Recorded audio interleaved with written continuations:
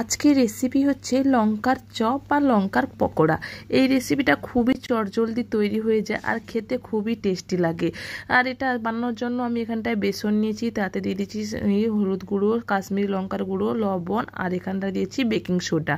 আর কিছু দিব না, এরপর দিয়ে দেবো জল। জলটাকে পরিমাণ মতন দেখে দিতে হবে। জল দিয়ে ভালো করে এটা ফেটে নিতে হবে, ভালো করে ফেটাতে হবে। ফেটানোটা যত ভালো হবে তত ক্রিস্পি হবে এই পকোড়াটা। এই পকোড়াটা গরম গরম ক্রিস্পি ক্রিস্পি খেতে খুবই মজা লাগে। আমার জলটা একটু কমে গেছিলো, তাই আমি আবারও একটু জলটা দিয়ে দিচ্ছি।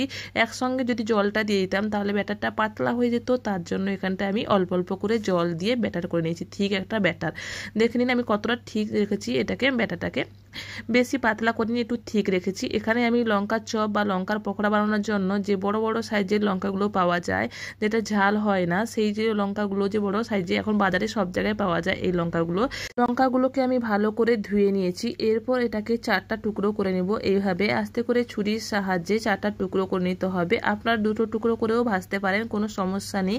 আমি এখানে গোটাও অনেকে ভাজে, কিন্তু আমার ভালো লাগে না, তার জন্য আমি গোটা কাটি না। আমি এইভাবে 4টা টুকরো কেটে নিয়ে ভিতরে যে বীজটা থাকে সেটাকে বাদ দিয়ে ফেলে দিই। আমার সরু সরু করে ভাজলে খেতে খুব ভালো লাগে, তার জন্য আমি ছোট ছোট করে কেটে নিই। এইভাবে 4টা ভাগে কেটে নিই লঙ্কাগুলোকে ভালো করে, আর ভেতরে যে বিচিগুলো ভালো করে পরিষ্কার করে বাদ দিয়ে দিই। এই লঙ্কার চপ বানানো খুবই সহজ আর খুবই চটজলদি তৈরি হয়ে যায়। আমি যেভাবে বানাচ্ছি একবার বানিয়ে দেখবেন, এই বৃষ্টিকালে খুবই পকোড়া খেতে ইচ্ছে করে। এই লঙ্কার চপটা খেতে অসাধারণ লাগে। আমি বারবার বলছি আপনাদেরকে, এই লঙ্কার চপটা খেতে খুবই অসাধারণ লাগে।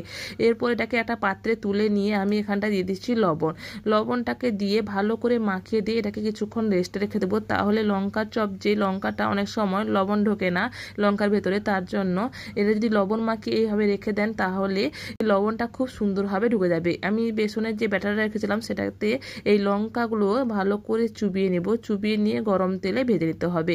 এই লঙ্কার চপগুলো খুব সুন্দরভাবে ফুলতে শুরু করবে। আমি এখানে বেশি তেলে ভাজছি না, আপনারা যদি বেশি তেলে ভাজেন তাহলে আরও খুব সুন্দরভাবে ফুলবে এই লঙ্কার চপগুলো। দোকানে দেখবেন বেশি তেলে ভাজে, তার জন্য টুকরো টুকরো করে ফুলে। আমার এখানে কম তেলে ভাজছি, ঘরে ভাজছি, তার জন্য আমি এখানটায় বেশি তেল ব্যবহার করিনি, অল্প তেলেই ভাজছি, তার জন্য এখানে আমার তবু খুব সুন্দর ফুলেছে লঙ্কার চপগুলো। এক পাশে ভাজা হয়ে গেছে, এরপর উল্টে পাল্টে এটাকে ভালো করে নাড়াচাড়া করে আমাকে ভেজে নিতে হবে। দেখুন খুবই সুন্দর ভাজা হয়েছে, এক পাশে আমাদের ফুলে গেছে, এরপর উল্টে দিয়ে আর এক পাশে ভালো করে ভেজে নিতে হবে। লঙ্কার চপগুলোকে একটু ব্রাউন করে ভেজে নিলে আমাদের তৈরি হয়ে যাবে ক্রিস্পি ক্রিস্পি লঙ্কার চপ। এই রেসিপিটা যদি আপনাদের ভালো লাগে লাইক শেয়ার করে দেবেন, আর আমার চ্যানেলে যদি প্রথম বয়স থাকেন সাবস্ক্রাইব করে দেবেন আমার চ্যানেলটা নতুন নতুন ভিডিও নোটিফিকেশনের জন্য। আমার চ্যানেলে আপনারা কি ধরনের রেসিপি জানতে চান আমাকে কমেন্ট করে জানাবেন, আমি চেষ্টা করব আপনাদের জন্য সেই রেসিপিটাকে আনার, এবং আমি শীঘ্রই সেই রেসিপিগুলো আপনাদের কাছে তুলে ধরবো। এখানে লঙ্কা চপগুলো খুব সুন্দরভাবে ভাজা হয়ে গেছে, এরপর এটাকে ছেঁকে নেওয়ার পালা। এই লঙ্কা চপগুলো খুব সুন্দর করে আমি ছেঁকে নিব। ছেঁকে নিয়ে তো এটাকে সার্ভ করবো এখানে টমেটো কেচাপের সঙ্গে। আপনারা কাসুন্দির সঙ্গে বা কোনো চাটনির সঙ্গে, পুদিনা পাতা ধনেপাতা চাটনির সঙ্গেও সার্ভ করতে পারেন, খুবই সুন্দর লাগে। পুদিনা পাতা চাটনি এখানে আমি বানাইনি, তাই টমেটো কেচাপের সঙ্গে সার্ভ করেছি। খুবই ক্রিস্পি হয়েছিল এবং খুবই সুন্দর ফুলেছে। দেখুন কত সুন্দর ফুলেছে লঙ্কার চপগুলো, আর খুবই সুন্দরভাবে ছাড়িয়ে যাচ্ছে, ভেঙে যাচ্ছে, আর খেতে খুবই টেস্টি হয়েছিল। একবার বানিয়ে দেখবেন, আমি আপনাদেরকে বলছি খুবই সুন্দর লাগে। থ্যাংক